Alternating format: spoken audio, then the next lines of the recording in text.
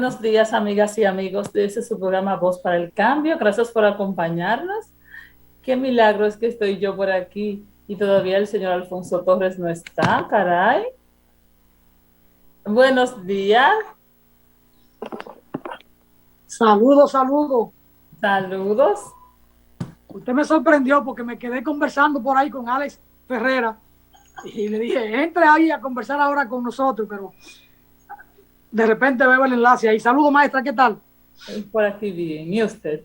Yo bien, maestra, conversando con Juan Francisco de temas muy interesantes. Uno de ellos tiene que ver con educación en nuestro hermano país de Haití, nuestro hermano pueblo haitiano. Veía la noticia, la información o el dato de que en Puerto Príncipe cerraron 1.700 escuelas y hay 500.000 de niños que no están concurriendo a las aulas. Y entonces cuando un pueblo o un país o una nación entra en una situación como esa, el descalabro se siente más temprano que tarde, porque sin educación como que no hay camino al desarrollo, a la estabilidad, y eso definitivamente nos impacta a nosotros. Son una de las preocupaciones que uno tiene que manifestar para que Haití retorne a la paz, de que la comunidad internacional haga sus aportes allí para que la situación de violencia que vive Haití cese y que los niños y niñas puedan volver a las escuelas, porque sin educación no hay posibilidad de avanzar. Bueno, la verdad es que esa es una situación bastante preocupante y triste. Yo me pongo en el lugar de todas esas personas y debe ser terrible vivir sin esperanzas. Y así es como siento que se tiene que sentir el pobre pueblo haitiano, viviendo sin esperanzas, porque en ocasiones la esperanza, o siempre, la esperanza de los pobres puede estar basada en, en tener la certeza de que estás en la escuela, de que luego vas a la universidad y vas a aprender algo que te permitirá en algún momento de tu vida cambiar el rumbo de las cosas. Porque a veces uno no tiene forma de cambiar lo que está ocurriendo en la vida, pero uno sabe que hay pasos cortos, pequeños que vas dando. Recuerdo cuando yo era adolescente que siempre me molestaron muchísimo las cosas de la casa, porque son muy aburridas. Es fregar 10 veces al día, es cocinar todo el tiempo, es que nunca terminas de tener todo organizado, porque todo el tiempo estás como en las mismas cosas. Y yo entendía que eso era bastante aburrido. Yo no podía entender cómo hay mujeres que se dedicaban todo el tiempo solo a eso. Y yo dije, bueno, me gusta mucho estudiar, me gusta mucho el área de ciencias y vi como la oportunidad de que mi vida sea diferente y no tener que hacer todo el tiempo eso y estar todo el tiempo en la casa. Entonces, ir a la escuela se convirtió para mí como en, estoy haciendo esto para que mi vida sea distinta a lo que yo había visto que no me gustaba. Entonces, me pongo a pensar en la gente en Haití, en los niños de Haití. ¿Qué esperanza tienen? ¿En qué están pensando? ¿Qué es lo que pueden hacer para cambiar su vida y para que ese futuro sea distinto? Entonces me pongo a pensar en un pueblo sin esperanzas, en un pueblo lacerado, adolorido, en un pueblo sin atrapado. Y eso no tiene mucho remedio porque vivir en toda esa violencia, en toda esa desesperanza, no genera opciones eh, esperanzadoras, genera mucho más violencia.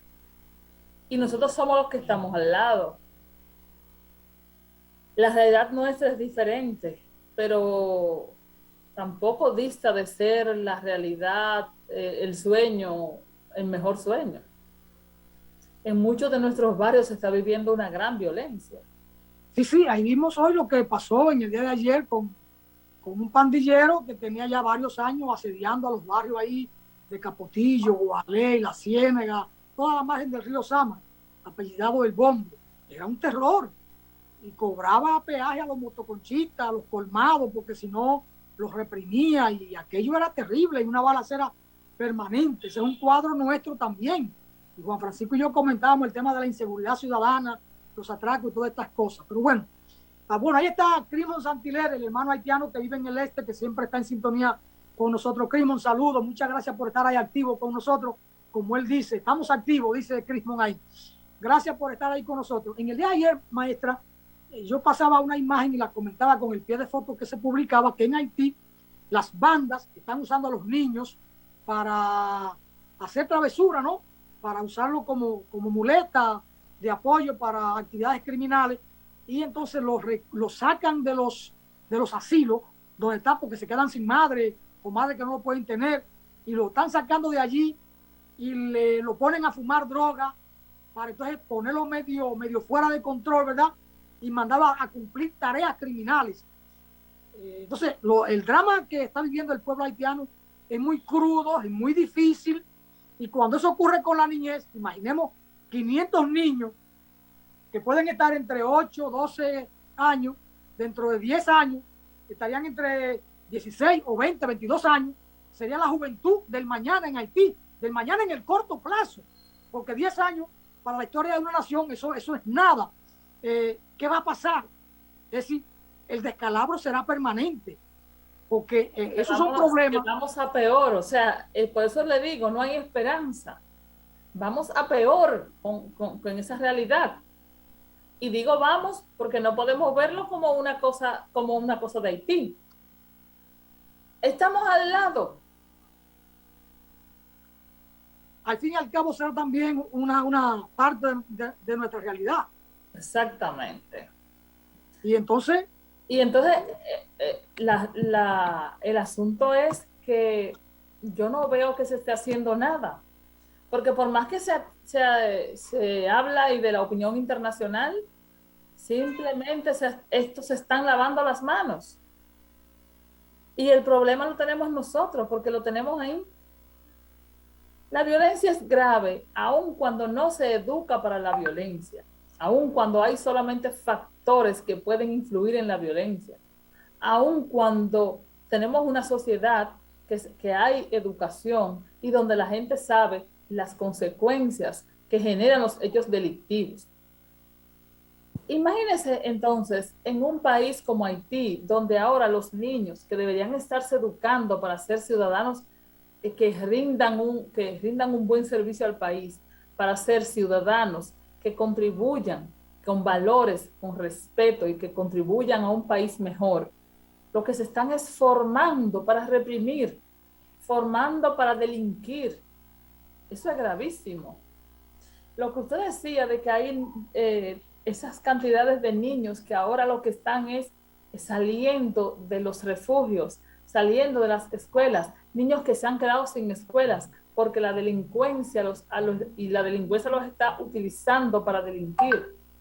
Eso es una situación gravísima. Es una situación que debería tener la atención permanente y urgente de las autoridades, de las instituciones internacionales que supuestamente hablan de la niñez, de la infancia, que están trabajando por la paz. Pero bueno, yo realmente me quedo, o sea, son cosas tan graves que uno dice, pero ¿cómo es posible que estas cosas tan graves, gente que se dice que están en instituciones y que son para trabajar estos temas, estén tan tranquilos, dejando como que todo pase? ¿Qué es lo que están dejando que suceda? ¿Qué es lo que esperan que pase? Porque no hay más. ¿Qué otra cosa puede ocurrir ya en este país? Su descalabro es tan grave que yo ya creo que ya no puede llegar a pasar nada más difícil. Cuando vienen para acá o se van a cualquier país, es un derecho a la pobre vida que tiene esa pobre gente. Nosotros tenemos que, como se hace, y con ineficiencia total, tenemos el derecho a exigirle documentos y a exigir que estén aquí de una forma legal. Pero de verdad que es yo, si fuera haitiana y estuviera en esa situación, me buscara desesperadamente cómo irme a donde sea. Yo no puedo imaginar la situación en la que se está viviendo ahí. Entonces, internacionalmente se le debería buscar una ayuda urgente. Y nosotros, ojalá que el presidente insista, porque nosotros estamos en el medio y no podemos hacer nada por la histórica situación que tenemos con Haití. Porque por más bien que le hemos hecho, siempre lo ven mal. Y siempre estamos tildados de los malos. Entonces nosotros no deberíamos ser, pero debemos insistir porque el problema lo tenemos nosotros. Mientras aquello más crece, para nosotros es peor el problema. Los pueblos deben encontrar soluciones a su problema internamente. Pero en Haití hoy, y desde hace muchos años, no hay solución interna a los problemas. Esta situación de violencia es terrible. No hay manera, no hay un liderazgo en Haití hoy que pueda enfrentar aquello y controlarlo.